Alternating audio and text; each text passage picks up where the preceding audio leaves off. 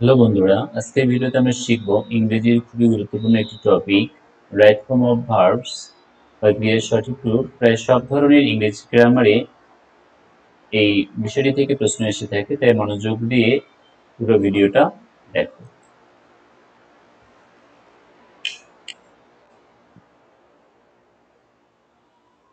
আজকে আমরা কয়েকটি গুরুত্বপূর্ণ নিয়ম আলোচনা করব, যার মধ্যে প্রথমে রয়েছে রুল 1। সাবজেক্ট যদি থার্ড পারসন সিঙ্গুলার নাম্বার হয়, he, she, it, Rahim, Karim, the boy, the girl, তাহলে প্রেজেন্ট ইনডিফিনিট টেন্সে আমরা ভার্বের সাথে এস বাই এস যোগ করব। যেমনটি রয়েছে হি গোস টু স্কুল, সে স্কুলে যায়। শি রিডস এ বুক, সে একটি বই পড়ে, এখানে ভার্বের সাথে এ যুক্ত হলো। এবং দ্য বয় প্লেস ফুটবল, ছেলেটি ফুটবল খেলে। এখানে প্রত্যেকটি ভার্বের সাথে এস এবং এখানে এ যুক্ত করা আছে, যেহেতু সাবজেক্ট এখানে কি আছে, থার্ড পারসন সিঙ্গুলার নাম্বার রয়েছে। আশা করি আপনারা ক্লিয়ার হয়েছেন। এরপর রয়েছে রুল 2। সাবজেক্ট যদি প্লুরাল নাম্বার হয় অর্থাৎ বহুবচন হয়, দে, উই, বয়েজ, গার্লস, তাহলে প্রেজেন্ট ইনডেফিনিট টেন্স হলেও ভার্বের কোনো পরিবর্তন হবে না, যেহেতু সাবজেক্ট এখানে প্লুরাল নাম্বারে রয়েছে। দে গো টু দ্য মার্কেট, তারা বাজারে যায়। উই প্লে ক্রিকেট, আমরা ক্রিকেট খেলি। দ্য বয়েজ রিড বুকস, ছেলেগুলো বই পড়ে। এখানে দে, উই, দ্য বয়েজ হচ্ছে প্লুরাল ফর্ম, তাই ভার্বের সাথে আমরা কোনো এস বা এস ব্যবহার করলাম না। এরপর রয়েছে পাস্ট ইনডিফিনিট টেন্স, সাধারণ অতীতকাল। তাহলে পাস্ট ইনডিফিনিট টেন্সের সকল সাবজেক্টের পরেই ভার্বের পাস্ট ফর্ম ব্যবহৃত হয়, যেমন ইস্টারডে, ego, last month, last year, etcetera. Example, I went to the cinema ইস্টারডে, আমি গতকাল সিনেমা দেখতে গিয়েছিলাম। শি রোট এ লেটার, সে একটি চিঠি লিখেছিল। আর দে প্লেড ফুটবল, তারা ফুটবল খেলেছিল। সো প্রিয় বন্ধুরা, এখানে পাস্ট ইনডিফিনিট টেন্স হওয়ার কারণে প্রত্যেকটিতে ভার্বের পাস্ট ফর্ম ব্যবহার করা হয়েছে।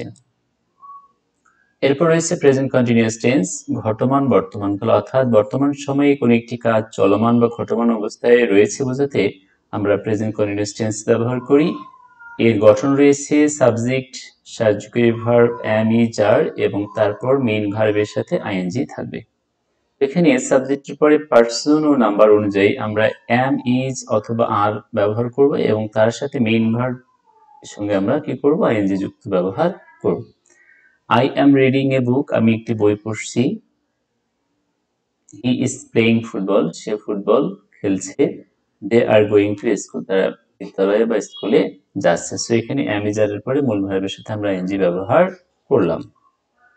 তারপর রয়েছে past continuous tense. Past continuous টেন্সের সাবজেক্টের পরে পার্সন ও নাম্বার অনুযায়ী আমরা ওয়াজ অথবা ওয়ার ব্যবহার করব এবং ভার্বের সাথে আইএনজি যোগ করব।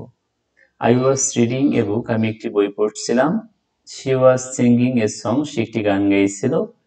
দে were playing in the field, তারা মাঠে খেলছিল। প্রেজেন্ট পারফেক্ট টেন্স, পরিঘটিত বর্তমানকাল। এ সাবজেক্টের পরে হ্যাভ অথবা হ্যাজ বসে এবং ভার্বের পাস্ট পার্টিসিপল ফর্ম ব্যবহৃত হয়। যেমন I have finished my work, আমি আমার কাজ শেষ করেছি। He has gone to Dhaka, সে ঢাকায় গিয়েছে। এবং দে হ্যাভ প্লেড ওয়েল, তারা ভালোভাবে খেলছে। তার মানে have finished, has gone, have played হচ্ছে present perfect tense. Past perfect tense, পূর্বঘটিত অতীতকাল, অর্থাৎ অতীত সময়ে কোনো একটি কাজ সম্পূর্ণ হয়ে গিয়েছিল বোঝাতে আমরা পাস্ট পারফেক্ট টেন্স ব্যবহার করি। এখানে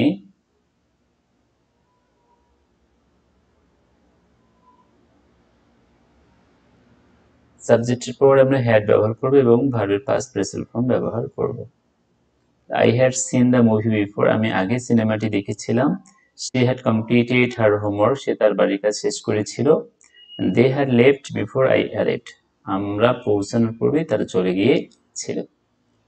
রুল 8, ফিউচার ইনডিফিনিট টেন্স, আমরা কি করব, সাবজেক্টের পরে সাহায্যকারী ভার্ব শ্যাল অথবা উইল এবং তারপরে মূল ভার্বের পাস্ট পার্টিসিপল ফর্ম, মূল ভার্বের বেস ফর্ম ব্যবহার করব। I will go to the market tomorrow, আমি আগামীকাল বাজারে যাব। She will write a letter, সে একটি চিঠি লিখবে।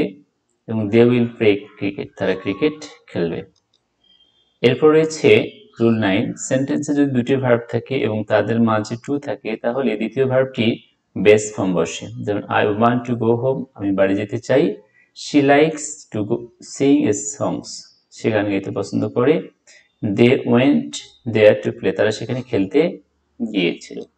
এরপরে এসে সেন্টেন্সে যদি দুটি ভার্ব থাকে এবং তাদের মাঝে and, but, or ইত্যাদি কনজাংশন থাকে সেক্ষেত্রে উভয় ভার্বে একই টেন্স ও ফর্ম থাকে। He plays and sings. সে খেলে এবং গান করে। She went to the market but did not buy anything. সে বাজারে গিয়েছিল কিন্তু সে কোনো কিছু কেনেনি। You can read or write. তুমি পড়তে পারো বা লিখতে পারো। তো আশা করি এই নিয়মগুলো তোমাদের রাইট ফর্ম অফ ভার্বস বুঝতে সাহায্য করবে। ভিডিওটি ভালো লাগলে লাইক এবং শেয়ার করতে ভুলো না। আর হ্যাঁ, আমাদের চ্যানেলটি সাবস্ক্রাইব করে পাশে থেকো। ধন্যবাদ।